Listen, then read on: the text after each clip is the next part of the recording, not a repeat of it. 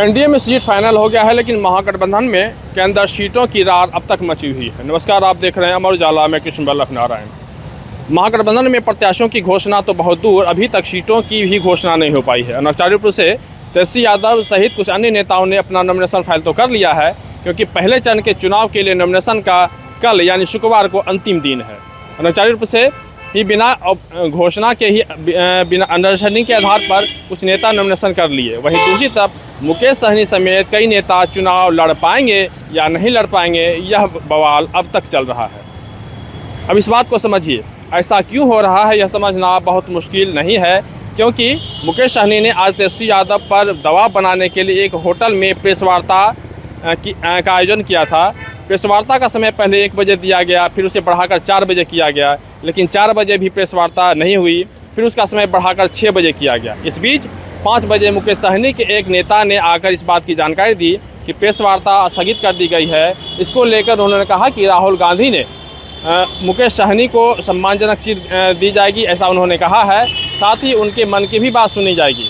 अब राहुल गांधी मुकेश सहनी से दिल्ली में बात करेंगे, इसलिए वहाँ क्या बात होती है यह दिल्ली से पता चल पाएगा। फिलहाल महागठबंधन की अगर बात करें तो यह कहा जा सकता है कि यहाँ ऑल इज वेल नहीं है, क्योंकि जिस तरह से तेजस्वी यादव ने नॉमिनेशन फाइल कर लिया, उसके साथ साथ और अन्य कई नेताओं ने नॉमिनेशन फाइल किया है, लेकिन अब तक महागठबंधन में ना तो कांग्रेस के में सूची जारी की गई है, ना तो राष्ट्रीय जनता दल में की सूची जारी की गई है।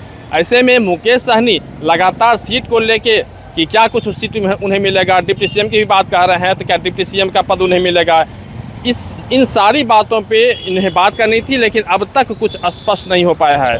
इसको लेके तेजस्वी यादव भी कुछ नहीं कह रहे हैं इसको, और यही वजह थी कि आज मुकेश सहनी ने एक होटल में एक प्रेस वार्ता का आयोजन किया था, जिसमें लगातार समय बढ़ता चला गया। 1 बजे से बढ़ के 4 बजे हुआ, 4 बजे से बढ़ के 6 बजे हुआ, लेकिन बात जब नहीं बनी, निश्चित रूप से जिस तरह से समय बढ़ता चला जा रहा था और समय बढ़ाया जा रहा था, अचानक 5 बजे उनके एक कार्यकर्ता ने आके कहा कि राहुल गांधी ने इस मामले में हस्तक्षेप किया है। उन्होंने कहा कि मुकेश सहनी को एक सम्मानजनक स्थिति में वो होंगे और उनके मन की बात, उन्होंने कहा कि उनके मन की बात को सुनी जाएगी और उन्हें दिक्कत नहीं होगी। निश्चित रूप से ऐसा कुछ कहा गया है, लेकिन अब देखना होगा कि क्या वाकई में जिस तरह से मुकेश सहनी कह रहे हैं, क्या उन्हें वो उतनी सीट मिल पाती है, डिप्टी सीएम का पद मिल सकता है। आखिर अब एक सवाल यह भी है कि आखिर तेजस्वी यादव इन सारे बात पर मौन क्यों हैं, आखिर वो क्यों नहीं बोल रहे हैं, सीट का बंटवारा अब तक क्यों नहीं हुआ, ये सारी बातें हैं। इसको लेके यह बिल्कुल कहा जा सकता है कि महागठबंधन में ऑल इज वेल नहीं है। फिलहाल पटना से अमर उजाला के लिए कृष्ण बल्लभ नारायण। अगर आप ये वीडियो YouTube पर देख रहे हैं तो हमारे चैनल को सब्सक्राइब कर बेल आइकन दबाएं, और Facebook पर देख रहे हैं तो हमारे पेज को लाइक करें।